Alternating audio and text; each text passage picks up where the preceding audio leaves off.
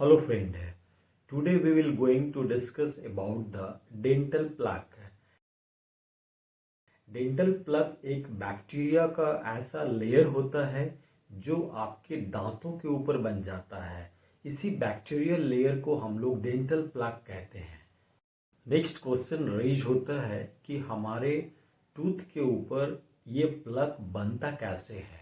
तो जब आप कोई भी शुगर कंटेनिंग फूड खाते हैं या स्टार्ची फूड खाते हैं और खाने के बाद अगर प्रॉपर ब्रशिंग नहीं किया गया तो ये जो आपका शुगर कंटेनिंग फूड है इसकी वजह से बैक्टीरिया का ग्रो होना शुरू हो जाता है आपके टूथ के ऊपर और धीरे धीरे इसका जो पॉपुलेशन है पैथोजेनिक बैक्टीरिया का ये बढ़ती जाता है। और बैक्टीरिया का एक नेचर होता है कि वो अपने आप को सील्ड करने के लिए यानी कि अपने आप को प्रोटेक्ट करने के लिए एक लेयर बना लेती है और ये जो लेयर बनता है इसी के अंदर बैक्टीरिया अपना पॉपुलेशन को बढ़ा करके वहाँ पे सेफ साइड में रहना शुरू कर देता है।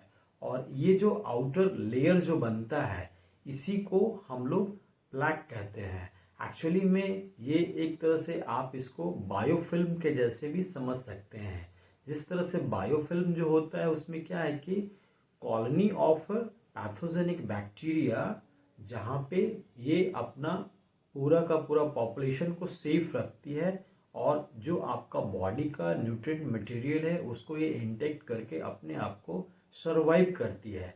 तो इस तरह से लंबे समय तक अगर आपका टूथ पे अच्छे से ब्रशिंग नहीं हुआ हो तो बैक्टीरिया का डिपोजिशन शुरू हो जाता है और एक बैक्टीरियल फिल्म बन जाता है। जिस फिल्म को आप ऐसे भी समझ सकते हैं कि किसी झील के पास जब आप गए होंगे तो ग्रीन एल्गी का एक लेयर किसी भी बड़े से स्टोन के ऊपर बन जाता है और उसके नीचे बहुत सारे डिफरेंट टाइप ऑफ बैक्टीरिया और एल्गी वहाँ पे सरवाइव करते हैं। और वो जो ग्रीन लेयर आपको जो दिखाई देता है वो एक तरह से शील्ड का काम करता है। वो भी एक तरह का बायोफिल्म है to protect the many micro organism. तो टूथ के केस में भी ऐसा ही आपको आपके टूथ के ऊपर होता है। जो येलो कलर का आपको दिखता है एक लेयर वो एक्चुअली बायोफिल्म है जिसको कि आप डेंटल प्लाक बोलते हैं। उसके अंदर बहुत सारे माइक्रोब्स होते हैं, प्रोटोजोन्स होते हैं और वो धीरे धीरे आपके एनामेल को डिस्ट्रॉय करते हैं by the producing of bacterial acid. तो अब हम नेक्स्ट जानेंगे कि आपके टूथ के ऊपर ये प्लग बनता क्यों है और आप इससे कैसे बच सकते हैं। The reason of dental plaque. The main reason of dental plaque is the deficiency of vitamin C, overeating of sugar containing food and not proper brushing of your tooth.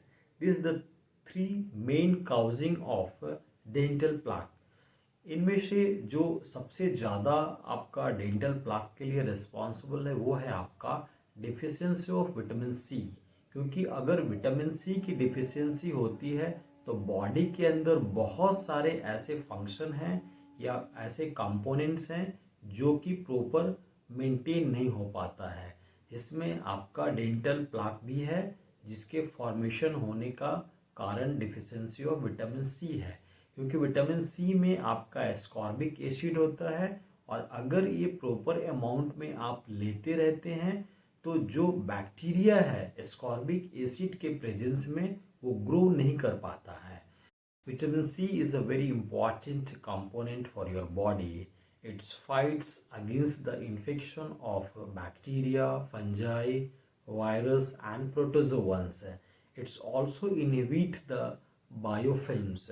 अगर आपके बॉडी में विटामिन सी का proper level है तो biofilm जो आपके tooth के ऊपर बन रहे हैं वो भी ये विटामिन सी इनहिबिट करता है और बनने से रोकता है।